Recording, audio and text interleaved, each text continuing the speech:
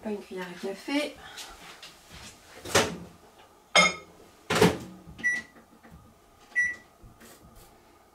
On va déjà mettre 1 minute. Pendant ce temps-là, je vais nettoyer un peu, j'ai un peu d'œuf dessus. Hop là, un peu d'œuf, un peu de chocolat. Ça va coller après. On nettoie. Hop. Mon torchon à vaisselle, je sais plus ce que j'en ai fait, il est là. Et dessus. Allez, on va prendre notre pâte à tarte et on va mettre nos poires.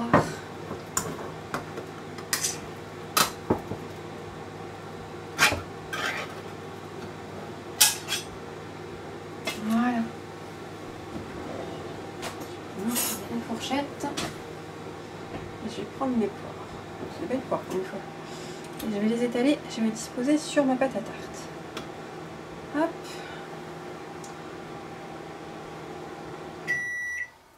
Normalement, oui, je sais ce que j'ai oublié de faire. On va arrêter, mais t'es pas prêt. J'ai oublié de les découper. Pour que ça soit plus sympa. Alors, c'est pas grave, on va les découper. Ouais, parce que ça fait un peu gros comme ça quand on les met en bouche après. On va les découper en petites lamelles. C'est pas très long.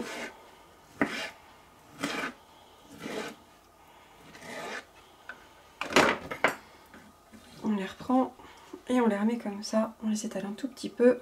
Voilà. On fait pareil avec la deuxième. On coupe. Ah.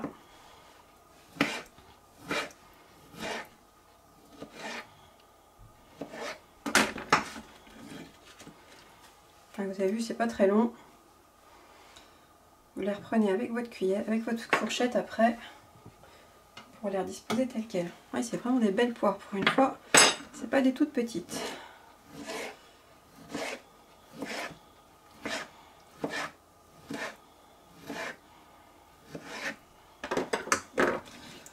On recommence l'opération.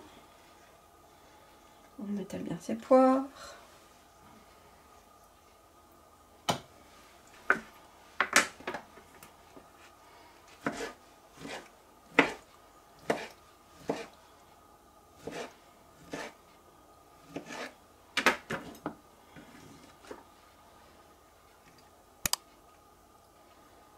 On les étale bien.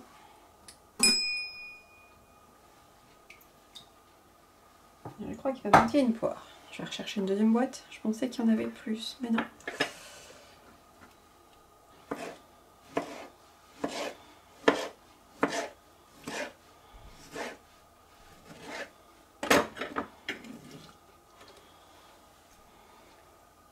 Voilà. Non, j'ai plus de poire. Vous savez quoi? Je vais rechercher une boîte. Tant pis, je les mangerai après au sirop comme ça, c'est aussi bon. Je vais rechercher une boîte et on va reprendre une pour mettre une au milieu, ça sera quand même plus joli. Alors, une boîte de poire. On va décaler celle-là.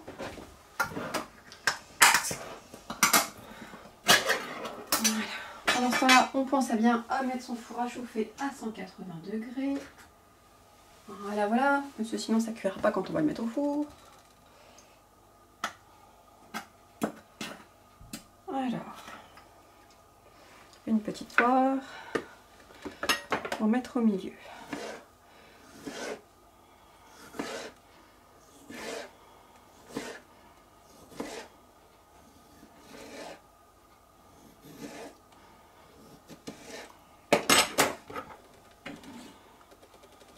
Et voilà. J'ai ma tarte aux poires. Ça, on va l'enlever. On va en mettre partout. Alors, donc, on a notre chocolat qui doit être fondu. Je vous montre quand même la tarte ici. Voilà. On va chercher le chocolat. Qu'est-ce qu'il nous dit notre chocolat? Alors, est-ce qu'il est fondu ou pas? Oui, il est fondu. Impeccable. On va le touiller. Ah, je crois qu'il va falloir le remettre encore un petit peu. Il est encore dur par endroits. On va le remettre un tout petit peu.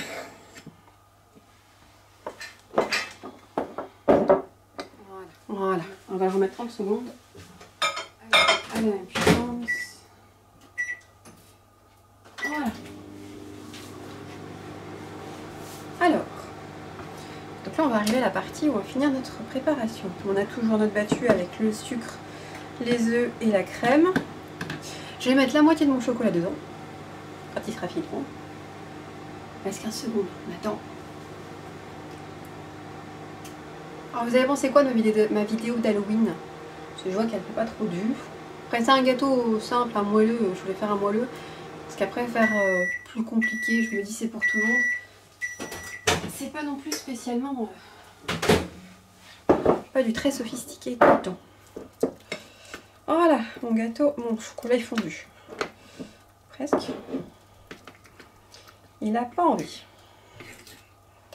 C'est pas grave. Non, il y a des morceaux qui veulent pas durcir. On va l'aider un petit peu. On va lui mettre un petit peu de beurre dedans. Un petit peu. Petit peu de beurre.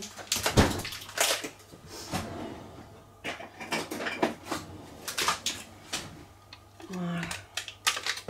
Tout petit morceau de beurre. On va le refaire à chauffer 30 secondes.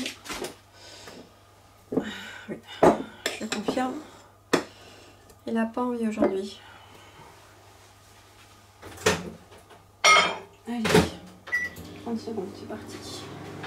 Allez, si on n'a pas le chocolat, on ne peut pas faire le gâteau au chocolat et à la poire. C'est pas terrible. C'est comme mes cheveux aujourd'hui, ils veulent pas se mettre en place comme je veux, ils font comme le chocolat, ils font ce qu'ils veulent. Alors, tiens. D'ailleurs la pâte aussi, elle a pas envie de se mettre correctement, c'est pas grave, je vais l'aplatir, de toute façon, après on va lui faire sa tête. Voilà.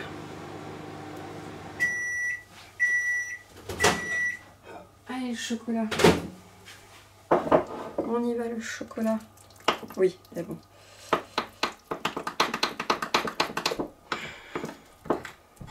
J'ai un chocolat bien lisse. On va mélanger sans se brûler les doigts.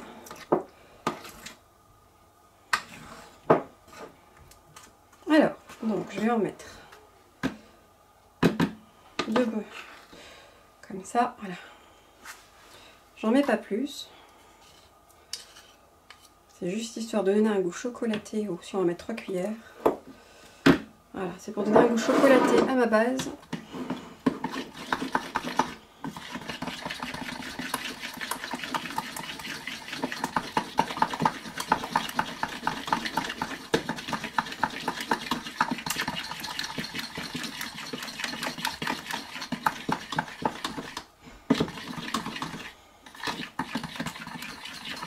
Et voilà.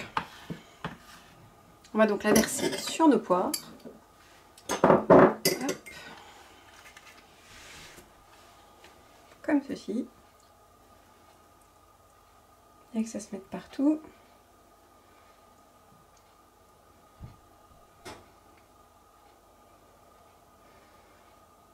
Voilà.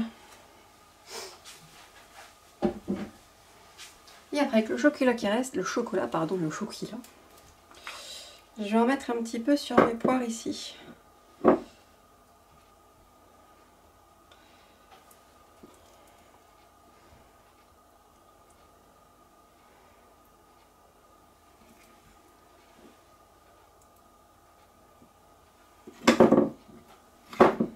Je me brûle les doigts.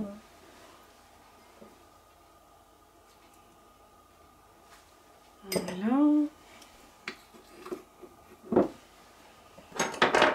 Ici. Petite cannelle de chocolat. Et une dernière au milieu. Voilà.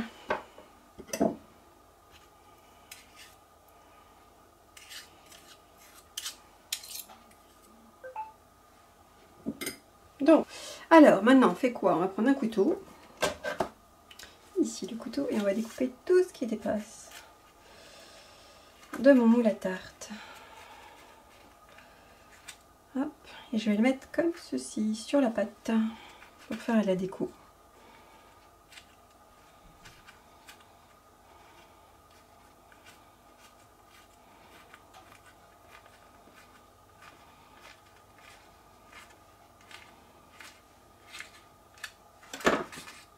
Et vous mettez la forme que vous avez envie. On va faire un petit nœud comme ça.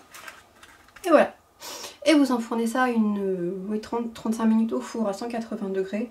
C'est comme ça que je fais moi. Et après vous allez voir que ça se mange chaud ou froid. C'est tout aussi bon. Allez, on va mettre ça au four. Je vais m'aider avec ça pour pas en mettre partout. Voilà.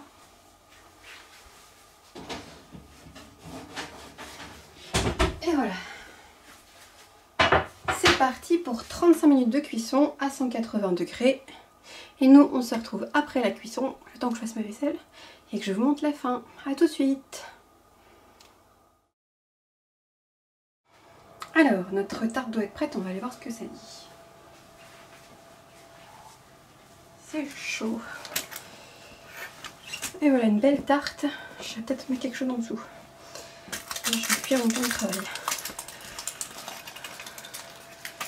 C'est très chaud, je vous confirme.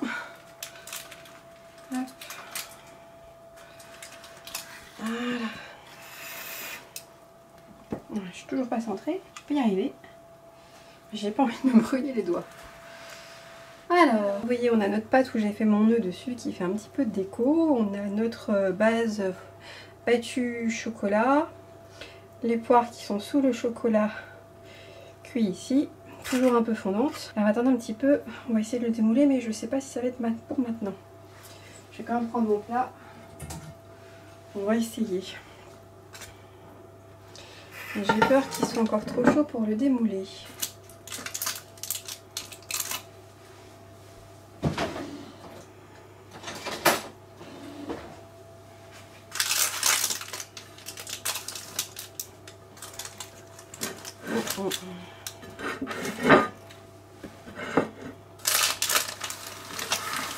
Voilà.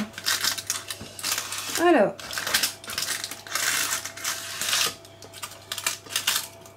voyons voir. On va essayer de démouler ça.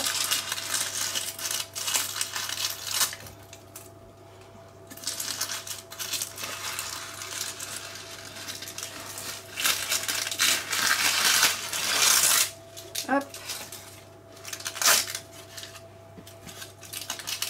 On va essayer de soulever pour rendre le papier cuisson. Et voilà. Et voilà, une belle tarte au chocolat et aux poires. Et le jus des poires dans la tarte, c'est trop bon. Voilà, mais je vous laisse découvrir chez vous la recette si ça vous tente de la tester. Car nous, je sais qu'on va se régaler. Ça, c'est un dessert qui marche toujours, qui fait toujours plaisir, même à ma grande qui est un peu difficile.